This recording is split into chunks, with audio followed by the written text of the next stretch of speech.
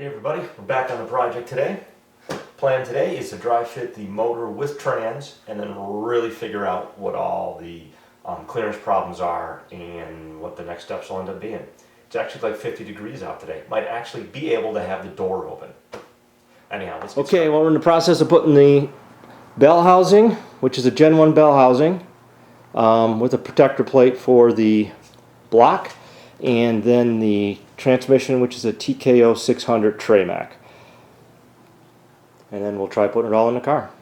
So one thing you got to do and measure, just because I'm not sure what I have to do for the trans yet to get it all fit into the flywheel and everything, is I just want to measure from the crank back to my bell housing, which I've measured up to be 6 3/16 for me, and that's to the main flange on the back of the crank. This is the Gen 1 bell housing. It bolted right on. This hole here does not line up with the LS block, but everything else does. So it's just one bolt hole.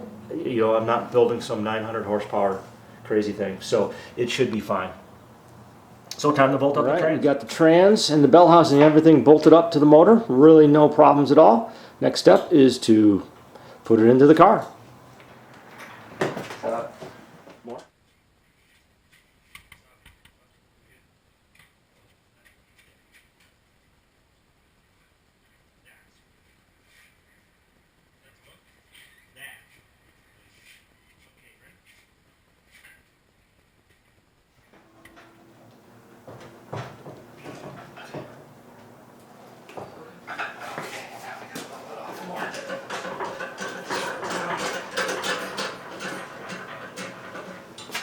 Okay, see where those mounts are supposed to go? Yeah. I'm gonna go slide back a little bit. Yeah.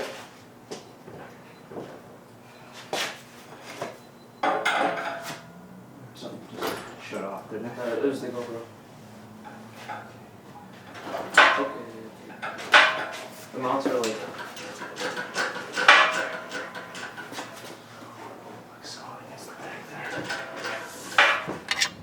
And Eric is putting with the cross member in place, he's putting the trans bolts in, the mounting bolts.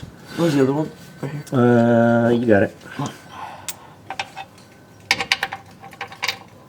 Okay, so the cross member's just kind of in, but what we got to do is measure it from the front of the car back, because I'm gonna have to drill some new holes in the frame because it's not in the same spot it was before. So we're going to measure back from the front of the car each side to make sure that it's in square. There we go. That is an engine in the car. Looks good to me. So a banner day on the project today. We were able to get the engine in with the bell housing and the transmission and actually get it into the car and bolt it in without a hoist attached to it, which is pretty cool. Ran into some problems. I'll show those to you in a minute. But basically, I think a pretty successful day for sure. So let me show you what the issues are and what I think I'm going to do next. As you can see, the engine is in the car. The headers are on. That's the first problem, I'll say. The green stuff on there is actually painter's tape. Just trying to not beat up the headers, putting them in, because I don't think they're going to work. These are Hooker LS swap headers. And I guess when they tell you that they're good for 55 Chevys all the way through, 1972 Chevelles, that they're probably not going to fit everything.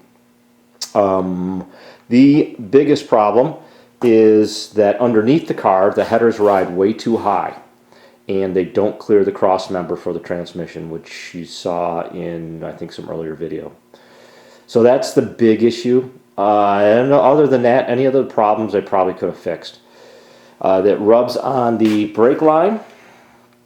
Not the brake line, but the block, not the proportioning valve, but the block that everything bolts into, and that's movable. It'd be replumbing everything, but I'd do it if I didn't have the other issues. And then on this side, the headers hit the bell housing. Easily fixed, just a matter of grinding down the bell housing. My bell housing is a Lakewood scatter shield. Probably with a stock bell housing, everything would be okay. But again, that's not a big deal. And this side fits actually really good. So the big thing is that they just ride way too high. They're really close to the floor. I'm really kind of surprised at that. And maybe have the engine up a little high, but I really needed it that high to clear the cross member. Maybe a different pan, I could make it lower, I don't know. The engine ended up being 3/4 of an inch farther forward than the old engine, based on where the back of the engine where the bell housing bolts to.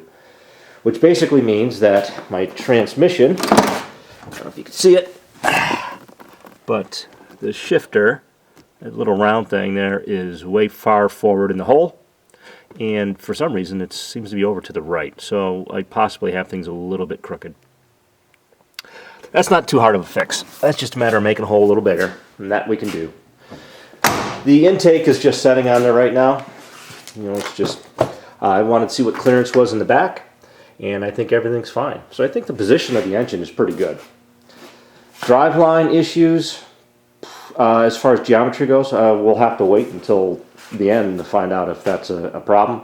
But I've heard of people shimming up the transmission mount, putting on a skinnier transmission mount if the tail shaft needs to come down. So I think what the next plan is going to be is I'm going to leave it in the car. I'm going to get some shorty headers. Hedman makes a set of shorty headers. And that'll be the next thing. We'll see if those fit. So, stay tuned.